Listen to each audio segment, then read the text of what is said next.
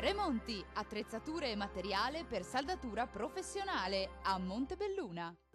Ben ritrovati al nostro meteo. Un vortice instabile proveniente dal centro Europa raggiunge il nord Italia portando nubi e maltempo, una situazione di forte instabilità che ahimè ci accompagnerà per gran parte della settimana. Vediamo il dettaglio di martedì 13 ottobre sul Veneto cielo coperto con precipitazioni diffuse su tutto il territorio, temporali possibili sul Rodigino, sul Veneziano e sul Trevigiano meridionale. Uno sguardo alle temperature, le massime saranno comprese tra 13 e 18 gradi con valori notturni attesi tra 12 e 16 gradi.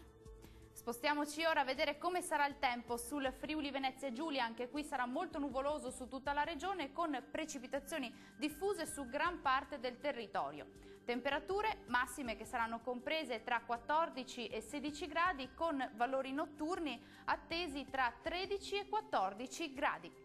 Spostiamoci ora sul Trentino Alto Adige, tempo perturbato su tutta la regione con precipitazioni diffuse localmente moderate o anche abbondanti. Uno sguardo alle temperature, le massime saranno previste attorno ai 17 gradi con valori notturni attesi intorno ai 15 gradi. Il mare sarà mosso, localmente molto mosso, nel Golfo di Trieste i venti saranno moderati meridionali. Dal meteo anche per oggi è tutto, grazie per l'attenzione e arrivederci al prossimo aggiornamento.